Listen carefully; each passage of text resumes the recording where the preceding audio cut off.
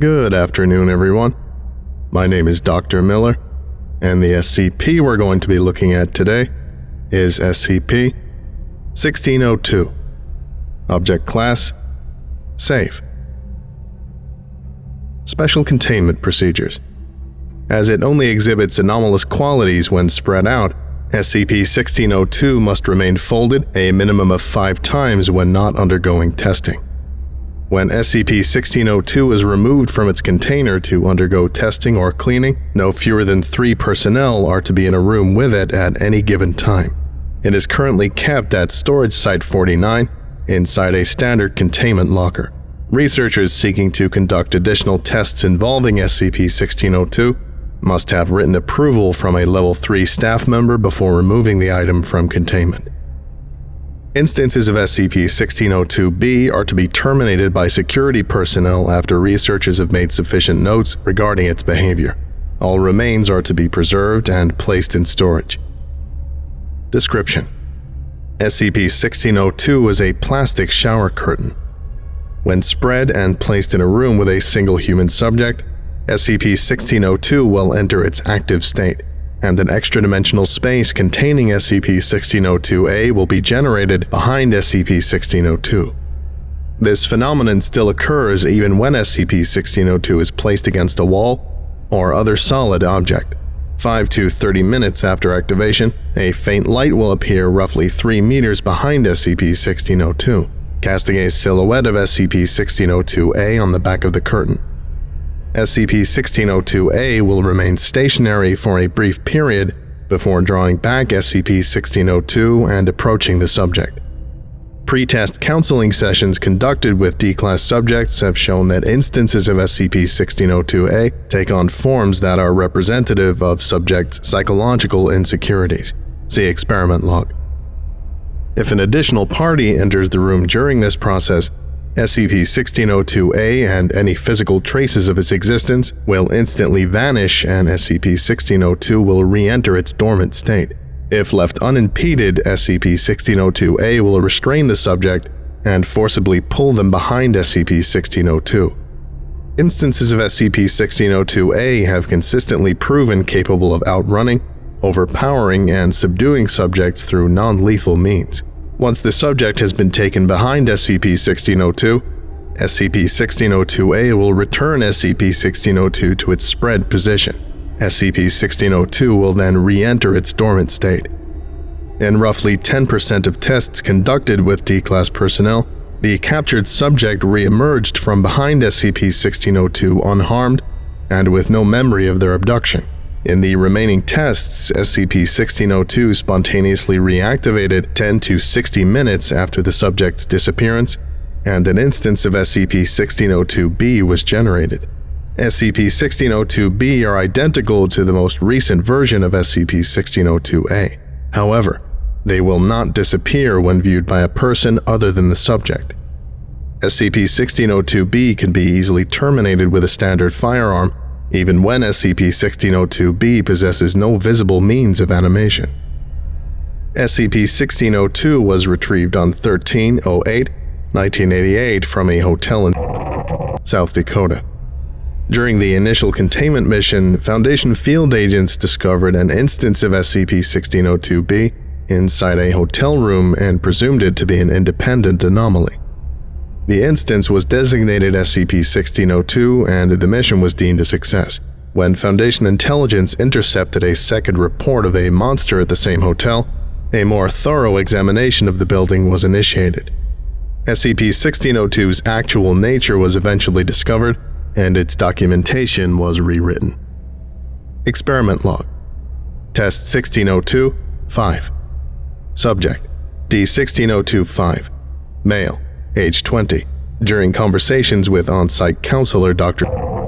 Subject confessed that he had coerced his girlfriend into having Subject expressed profound feelings of regret surrounding this event. Procedure: SCP-1602 hung on a plastic shower rod suspended from the ceiling in the middle of the test chamber. Subject was instructed to walk around SCP-1602 and view the other side once it entered an active state.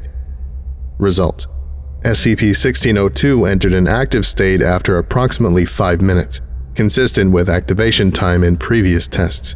The subject noticed a faint light emanating from behind SCP-1602 and walked around to view the other side. Subject reported that upon viewing the other side, SCP-1602 apparently re-entered its dormant state. The light vanished and was no longer visible from either side of SCP-1602. No other anomalous activity reported. Test 1602-6. Subject D-1602-5. Same as previous test. Procedure: SCP-1602 hung on a plastic shower rod suspended from the ceiling in the middle of the test chamber. Subject was instructed to stand in place and observe only one side of SCP-1602. Results: SCP-1602 again entered an active state after approximately 5 minutes. 10 minutes and 23 seconds into the test, a small undefined silhouette appeared at the base of the curtain. An instance of SCP-1602-A, A6, emerged precisely 3 minutes later, taking the form of a newly born child covered in vernix caseosa and blood. SCP-1602-A6 crawled out from beneath the curtain in the direction of the subject.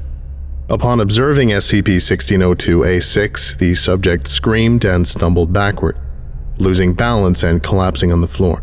Several hundred additional instances of SCP-1602-A6 continued to emerge.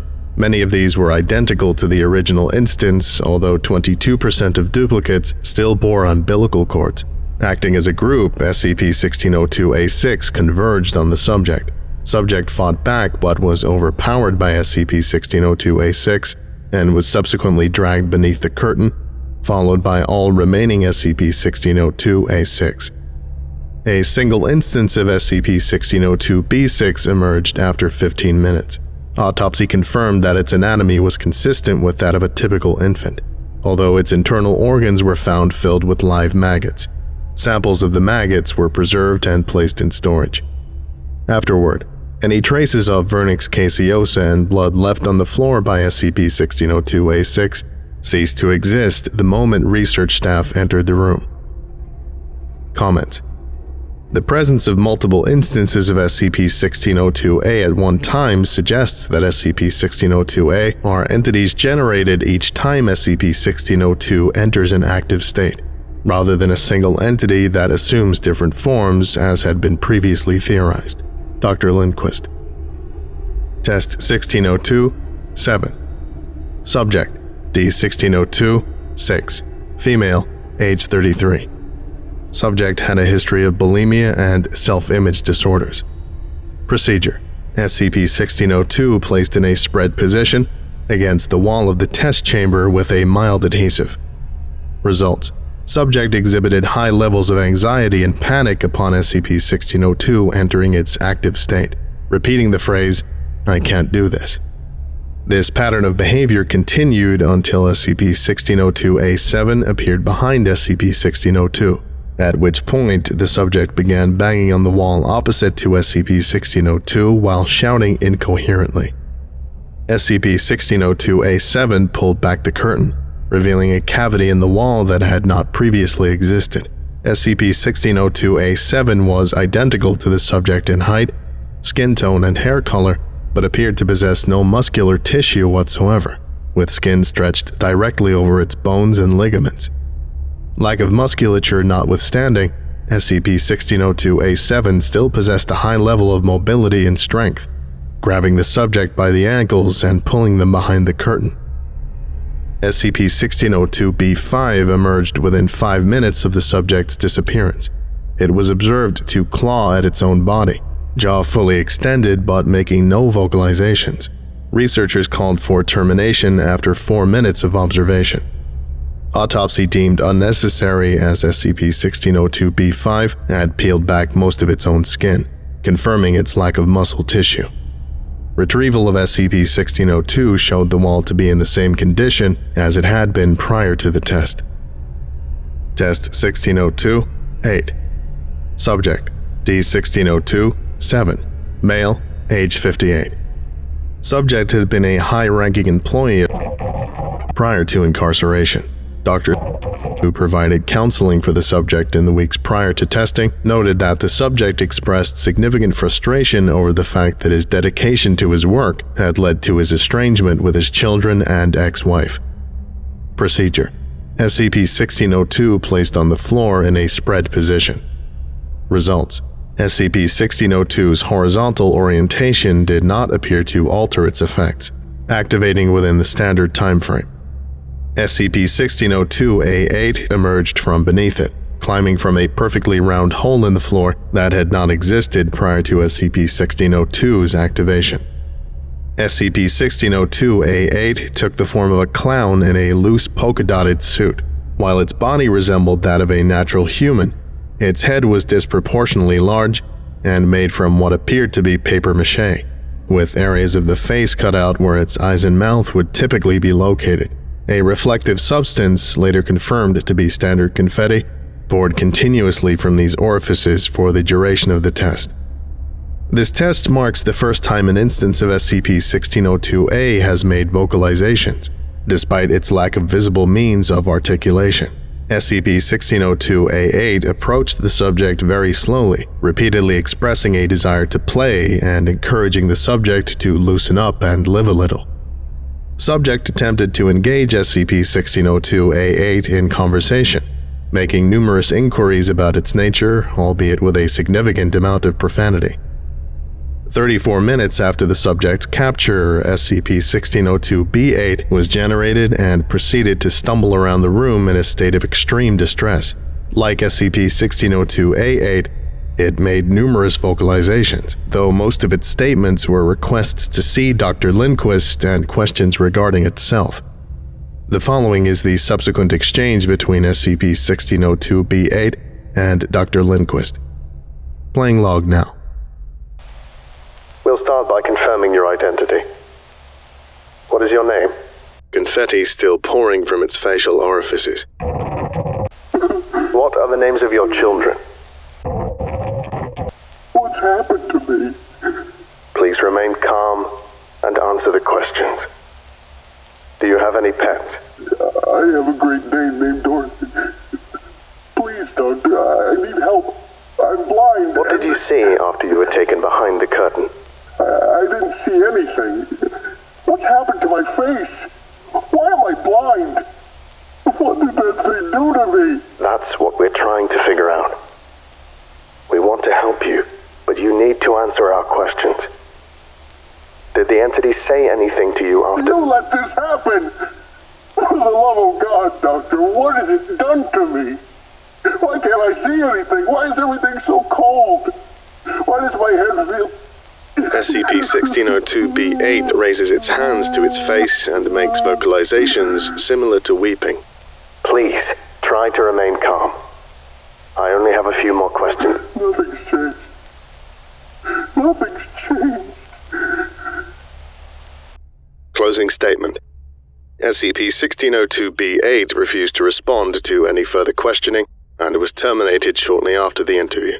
It is unknown if D-1602-8 was physically transmuted into SCP-1602-B8, if the subject's consciousness was transferred, or if SCP-1602-B8 was impersonating the subject. A small amount of the confetti produced by SCP-1602-B8 was placed in storage, and the rest was incinerated. End log. Test 1602-11. Subject: D-1602, 21. Male, age 46. Subject was uncooperative in counseling sessions but was found to have a history of impoverishment. Procedure: subject given a standard firearm and placed in a bulletproof testing chamber with SCP-1602. Results: SCP-1602-A took the form of an elderly, emaciated male dressed in heavily damaged winter clothing. The subject fired several rounds of ammunition which had no visible effect on SCP-1602-A. The subject was subdued and brought behind SCP-1602, as in previous tests. No activity was detected from SCP-1602 for 2 hours, after which the subject re-emerged, apparently unharmed and visibly damp. When interviewed, the subject claimed that he had simply taken a shower, describing the experience as pleasant and cleansing. Testing is ongoing. This concludes today's lecture.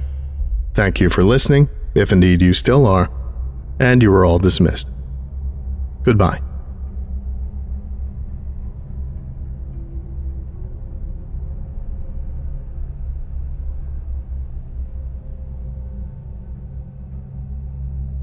I would like to give a special thank you to Zargaran, Oh Crap Guy, Rowan O'Brien, Ordos Malleus, James Saba, Hello, Lost Boy, Your Local Foundation Agent, Zazapan, Cupster, Dean Dingus, Braided Peach, Sotto Voce, Oscuro Vision, Simon the Skink, Wiz, Dr. Andrew Turner, Grimnir, Yatamaru Shizuka, Extra Moments 123, Fretful, Swift Raw, Ferret Man, Certified Forklift Technician, and Alex Evett. If you would like a special thank you at the end of each of my videos, and some other cool stuff as well, visit patreon.com/TheVolgun. Thank you.